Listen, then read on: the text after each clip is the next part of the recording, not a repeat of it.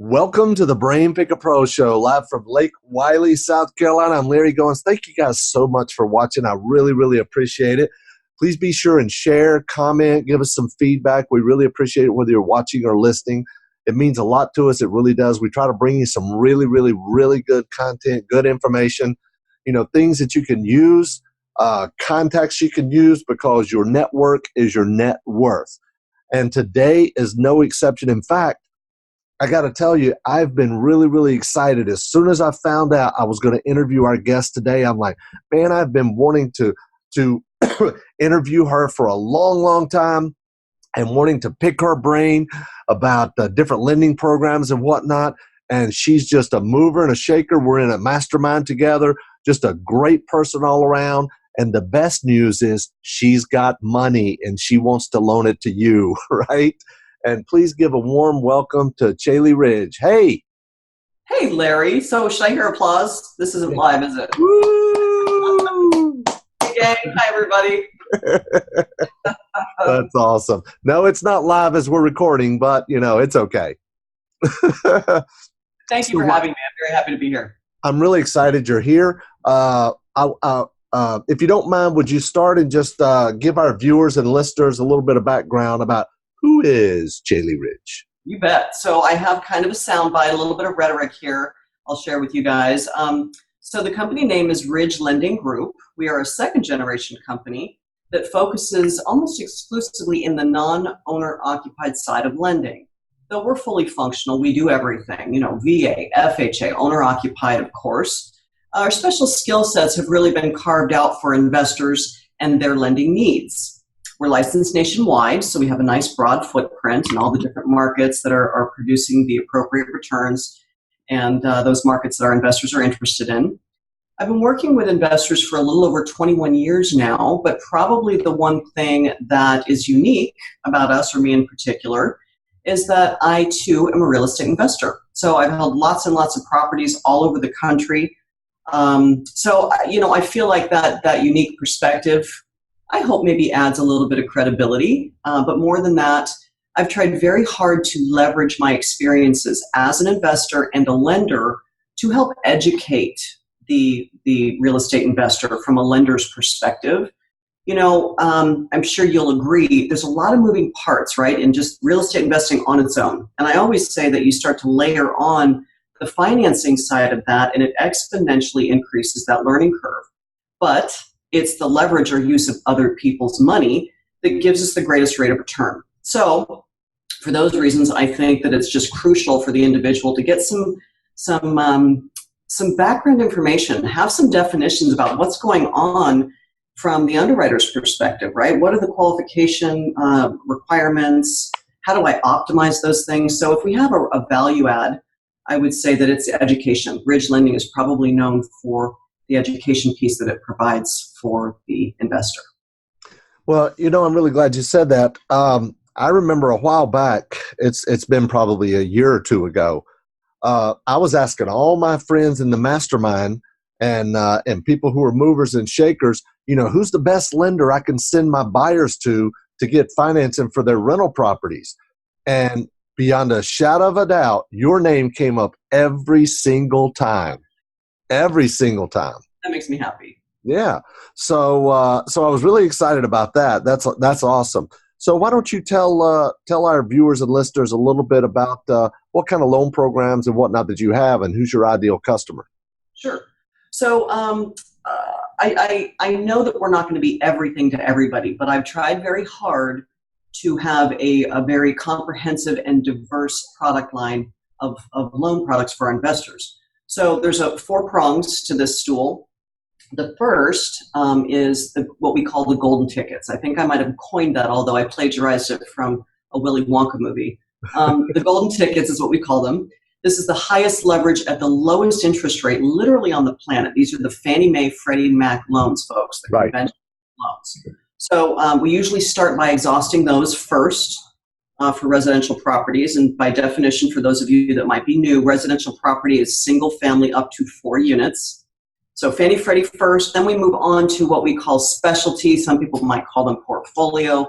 They might call them non-QM.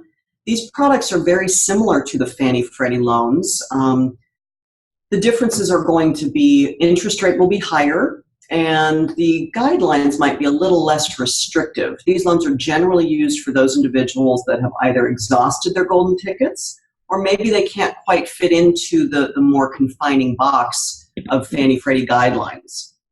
We call them specialty.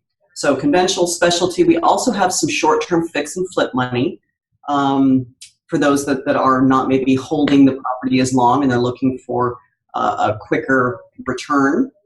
And then we'll have some commercial financing for the 5 units and above. Now, I don't want to go too far down that rabbit hole, but commercial financing does have an element that will allow cross-collateralization of residential properties into kind of one blanket commercial loan. I'm not a big fan of this. Maybe if it's interesting to you, we can talk about why, but we do have the product. And so I think that was your first question. What is our ideal or profile borrower? Is that what the other part of the question was, Larry? Right, exactly. Okay. Generally speaking, it's pretty diverse, actually. I mean, we've got clients that are starting at 20 years old, sometimes even younger, where we've got, parents that want to get their kids into real estate investing really early. But generally speaking, let's say 28 to 65 is the age demographic, I'd say, on average. And most of our clients have good, reliable W-2 income. Self-employed is fine as well. So debt-to-income ratio is good. Assets, liquid assets, and even non-liquid assets are fairly substantial. And credit scores generally above the 720 mark. Now, those aren't baseline requirements. Inherently, everybody's qualifications are going to be a little bit different, but that's just sort of a baseline overview of what the general borrower we work with looks like. Good. You mentioned a minute ago when you were talking about the golden ticket that once a borrower has exhausted their Fannie Mae capability, then you move on. Explain a little bit about that for the people who may not understand what you're talking about. Sure. So conventionally speaking, those Fannie Freddie loans, there are 10 of these per qualified individual. Again, most people will start by exhausting those 10 first, and assuming they don't want to stop, they want to keep purchasing and they want to use leverage to do it, they'll move into our specialty products. So for all intents and purposes, they're going to be very similar to the Fannie Freddie. Same leverage, 75, 80%, 30-year fixed mortgages. Overall, basically the same criteria for qualifying with a little bit more flexibility. Lower credit scores are allowed. A short sale or foreclosure isn't going to have the same timeline or restriction. But the basic difference for the individual to know about is going to be the interest rate. So as an example, let's say comparing apples to apples, the same criteria of loan characteristics, let's say Fannie Freddie is at 5.75, you can expect the specialty loan of the same characteristics to be at 6.5% up to 7%. In addition, I should also mention, Larry, that within the specialty products, there are also asset-based underwrites.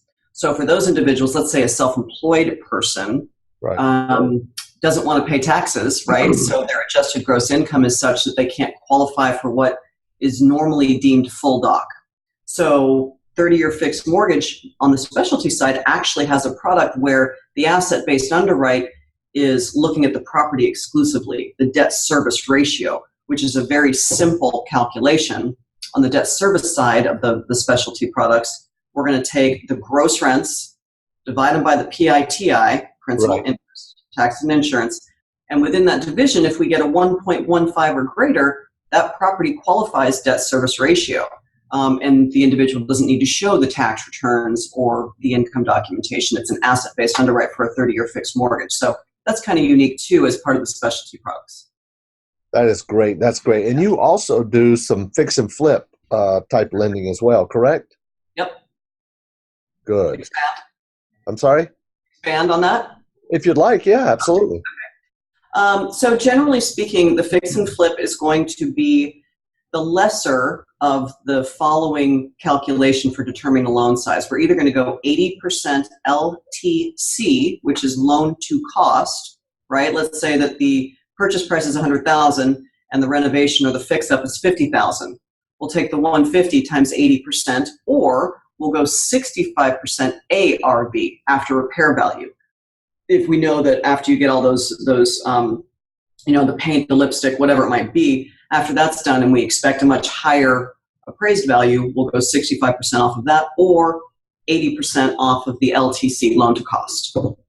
I would imagine some of your borrowers actually, they get the fix and flip loan, and then once they get it fixed up, they got a tenant in it, then you do the refinance for them as well, right? I'm glad you said that. Yeah. So it's not uncommon that we'll start with the fix and flip, right? We'll get them some leverage to get some of the money for the renovation work. We get all that done. It's a 12-month interest-only product, no prepayment penalty. But once everything is finished, then we will take them over here into the long-term loan and do a refinance, a rate and term refinance, pay off that shorter-term fix and flip, and replace it with a better interest rate 30-year fixed loan. Yeah. Good. Explain what the rate and term is for those that may not know. Sure. So when we're talking about refinancing of an investment property, a non-owner occupied, there are 3 refinances available. Conventionally, we're talking about the long term right now. The first is rate and term, as I described. It simply just means that we're taking an existing mortgage and we're replacing it with a new mortgage. Generally speaking, the replacement's going to be, let's say that the existing mortgage is on an ARM, an adjustable rate mortgage, and they want it on a fixed. So we would replace the ARM with a fixed. That would be rate and term. The borrower's not getting any cash back, for example. Or in our case, it's an interest only at a much higher interest rate for a shorter term of time. We'll replace that with a 30-year fixed. Both of those things would be rate and term. The other 2 of the 3 that I mentioned for refinance of investment property are cash out refinances. They're called delayed cash out refi and standard cash out refi. All 3 of these, just to reiterate, are conventional Fannie Freddie loan products. Happy to detail the difference between delayed and standard, although it's a little convoluted. I don't know if you want me to go down that rabbit hole for this conversation, but you're the boss. You tell me. No, it's whatever you feel like you would like to share. I know it's really good stuff. And a lot of people, I mean, you're kind of getting into what I'm assuming a lot of your clientele does is the Bur Method, correct? Yes, exactly right. Yeah, explain that a little bit. I mean, I know people hear it here and there, but explain a little bit about the Bur Method and then why it's so important and how people use it and why it's important to build a relationship with somebody like you to be able to continue to do this. Well, let me start with the last part first. Why it's so important to work with a lender that really understands the details of non-owner occupied. It's crucial, really. I mean, non-owner occupied lending, whether it's conventional or fix and flip or specialty or any of the products that I've mentioned, it's not mainstream. And it's taken me 20 plus years, honestly, to come up with the systemization and the workflow that we have and the team that I've built. So right. I'll give you a statistic. So, and I haven't looked up 2017 yet, but for 2016, I think people might be surprised to know that of all the mortgage-backed securities, right, all the mortgages that were resold on the secondary market conventionally were less than 3% were for non-owner occupied. I mean, think about that. We're talking about billions and trillions of dollars. Less than 3% of all of that was for residential non-owner occupied. So it paints the picture, or it makes my point. Very few bankers, loan officers, lenders really understand how to navigate, as I describe it, the battleship in a creek. Okay, think about that. That's your visual. Lending on investment properties is like navigating a battleship in a creek. So we're very, very good at what we do in answer to that first question. So let's go back to the education piece and the Bur Method. Let me think about that. I think what I'll do, because we could be sitting here for hours. I know, right? But so I think what I'll do, the most common format that most residential investors are currently occupying will be the delayed refi. So what I'll do is I will differentiate or define for everybody the difference between the delayed refi, it's a cash out refinance, and the standard. The primary difference between these two is seasoning. Okay, seasoning of ownership on the property. Delayed, again, both of these are conventional mortgages, best leverage, lowest rates. Delayed refi, cash out refi, is built for speed, And the standard cash out refi is not. Okay, I'll explain. So the Bur method is people will go and purchase a property, right? Buy, rehab, rent, refi, right? Is that the right order that they say it in, refi, or maybe, yeah. Repeat is the last one. Oh, is it repeat? Repeat is the last one. I should be in there somewhere. Okay. Yeah. And then, okay. So the delayed refi rules, to qualify for that, there's no seasoning requirement. You can refinance at 75% of the ARV immediately as soon as the property's appraisal ready. The standard requires 6-month ownership seasoning before 75% of the ARV is allowed. Now, there are some restrictions on the no seasoning. The first is that it has to be a cash acquisition, the individual sourced and seasoned funds, and that the entire acquisition cost, and I'll define this, I'll give you an example in a second, but the entire acquisition cost must be listed on the final settlement statement, or what's called now a CD, closing disclosure, in order to get up to that much cash back. So an example I think is usually helpful for most people. So we're still on the delayed refi. Let's say that the purchase price of the property is $50,000, okay? And let's say that the rehab or renovation is $25,000, and that we are going to get an appraisal of $100,000 when all is said and done. The delayed refi says we can go 75% of the $100,000.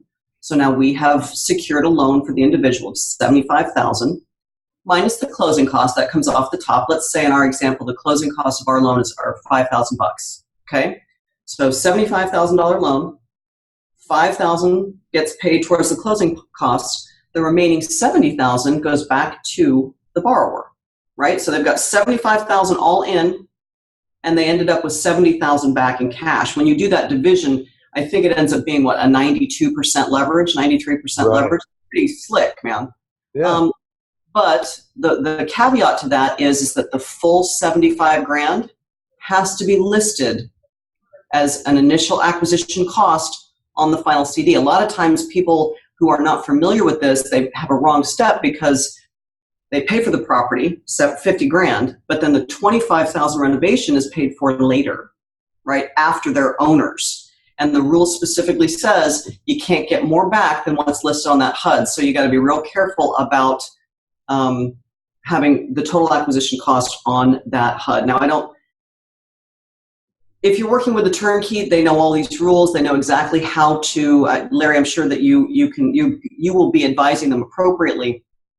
But if they do it the wrong way, they either have to take less cash back, half of their capital is going to be tied up in the property, or they have to wait 6 months to get the rest of it. And if they're turning and burning, right, and the repeat, rinse and repeat, and they want to continue to do this, then they have to be real careful about setting it up right on the front end. And that's where you come in, that's where I come in to help advise. TMI, right? That was a lot of information. That's okay, it was great stuff. It really was. So the bottom line is you've got to include the rehab cost in your acquisition on the HUD. Correct. Yeah. And I usually say HUD, but anymore people, they don't know what a HUD is anymore because they keep Exactly. Yeah. Can you believe that? That's the government for us. It kills me. Don't get me started. Don't get me started. I know, right? So that's the delayed. That's delayed. Okay. Right. The standard, forget all of that. 6 months ownership, I don't care what was on the HUD. I don't care if you paid cash for it. None of that matters anymore. If you've got 6 months ownership, we're going to give you 75% of the ARV without any of those other restrictions. So again, it boils down to speed. The terms of the loan, the interest rate, all of that's going to be the same. Oh, that's good. Yeah. That is good. Now, you do some commercial lending as well, right? Mm-hmm. Yes, sir. Would you like to share a little bit about that? Sure. So commercially, and I would say 15% of what we fund is for commercial properties. Our minimum loan size on commercial is $500,000. We can pretty much do anything. And then for those that don't know a lot about commercial financing, it's really more about the property than it is the individual, right? That kind of asset-based underwrite, that debt service ratio. Right. And the borrower, we want to see some liquidity with our client, but more often than not, it's going to be how the property stands on its own. I'll give you some of the terms that you can generally expect for commercial. Usually, and Fannie Freddie actually have a commercial product. I might come back to that.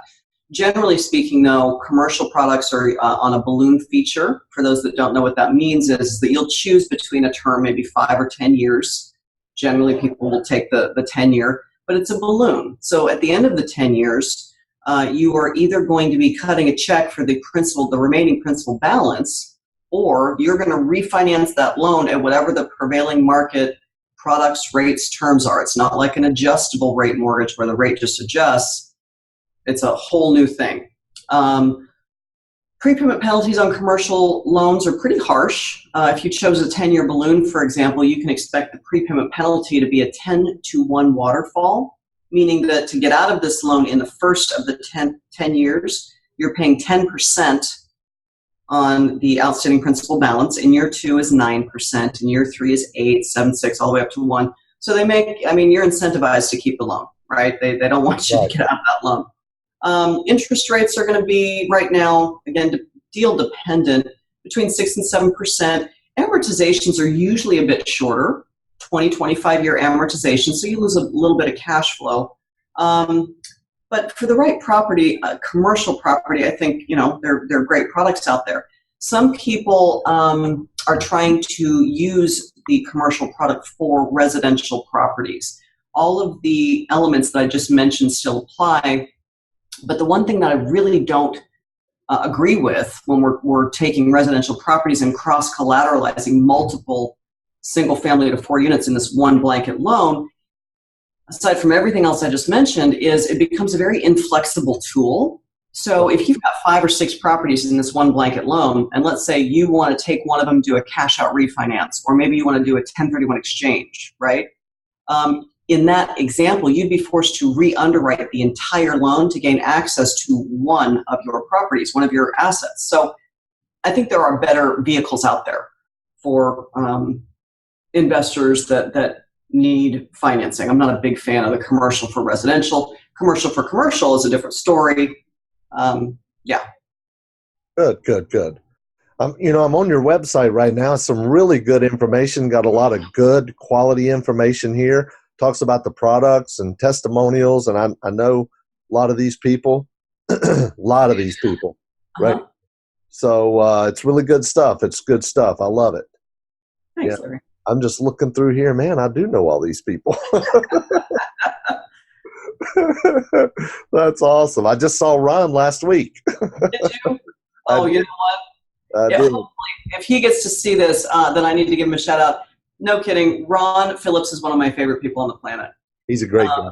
He's such a great guy. And, I don't know that he knows this, and I'm going to have to tell him to watch now. He's been a mentor of mine. And I've kind of, I operate in a largely male-dominated field. So I'm kind of a little isolated out here on my own. So I haven't had a lot of opportunities to find mentors out there. And Ron has been one of those for me. So I very much appreciate him. That's really good. That's really good. I'll make sure you said that as well. That's good stuff. He's actually a mentor of mine. I consider him a mentor of mine. He and a couple of other guys actually came to my office and spent 2 days with me when I was restructuring some things in our business, and gave me a lot of really good ideas and feedback to help me. I bet. Yeah, just a great guy. So you're dealing with a really good class of people, right? I am. Yes, I'm lucky. That's awesome. So let's see. Tell us a little bit about, a lot of hard money lenders, and a lot of people always think about hard money and private money. And a lot of those lenders, they say they're hard money, but they're really asset-based. Plus, they want to qualify the borrower.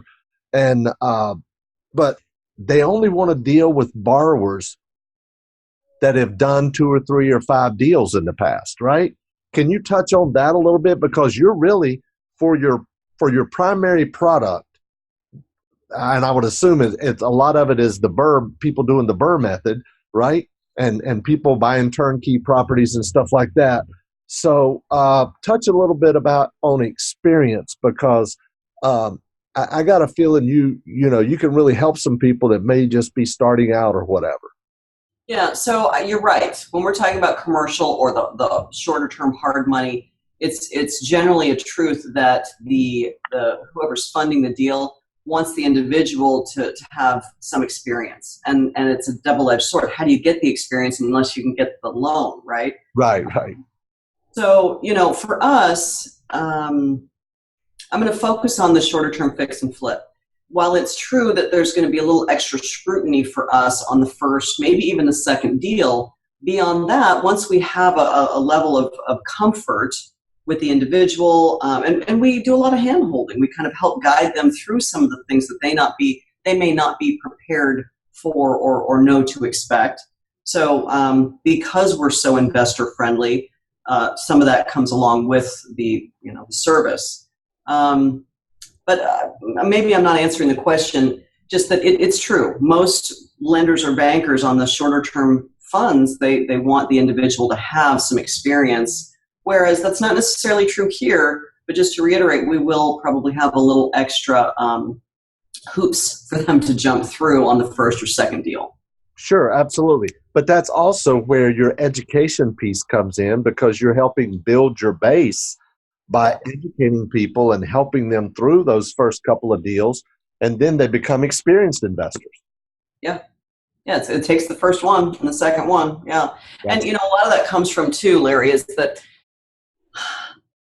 I've survived, I'm sure, as you have, a few downfalls in our industry, lending and housing. And as a result, I feel proud that I can be selective on the different groups that Ridge aligns itself with. So I know that the clients that are coming to us as referrals, et cetera, the turnkeys that they're already working with, or the groups that they're already working with, are also doing some of that hand-holding and a lot of education. So I feel pretty comfortable with most of the people that come through our door. That's great. That is great. Could you give us like a little bit about the process? If somebody comes to your website, they've got a deal they want to fund, what's kind of the process, the time frame, that sort of thing? Yeah, I'm glad you asked that, because this is a little unique to us. Most people find that our upfront pre-qual process is quite different than the way most bankers or lenders will do it. We have an exhaustive pre-qual. We call it the gauntlet of pre-qual. I love it. The going joke, people will probably, this is the one token mortgage joke that I have. We are asking for a substantial amount of documentation, income, assets, all of that stuff, in addition to which we want them to supply us with a few vials of blood and some DNA samples. There's my token mortgage joke.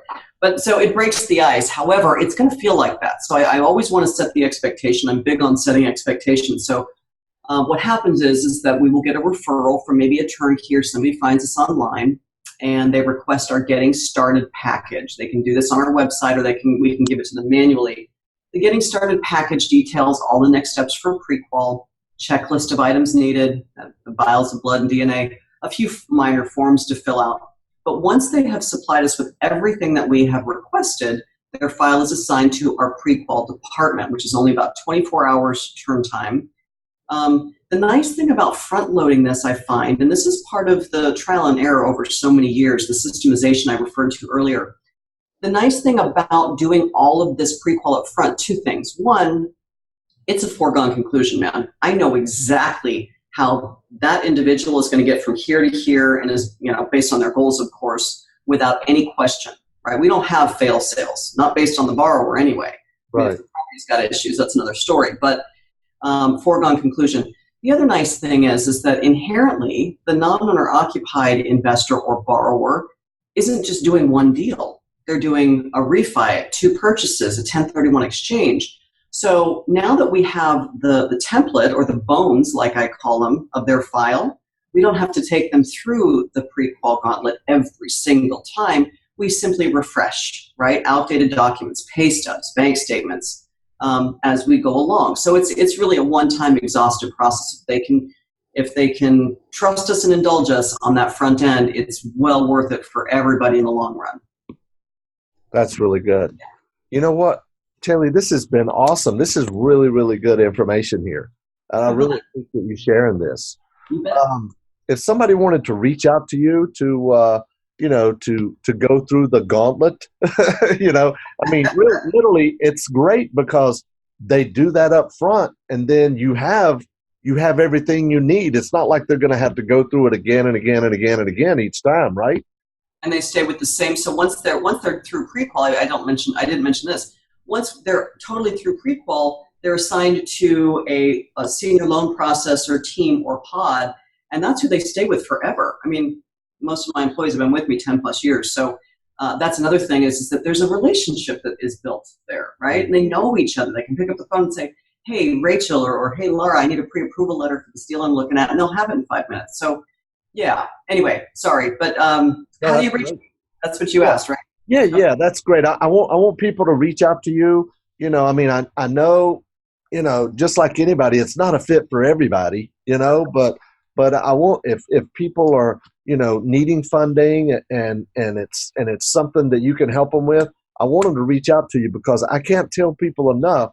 Your name comes up over and over and over and over, and people keep saying, where do I get money? Where do I get money?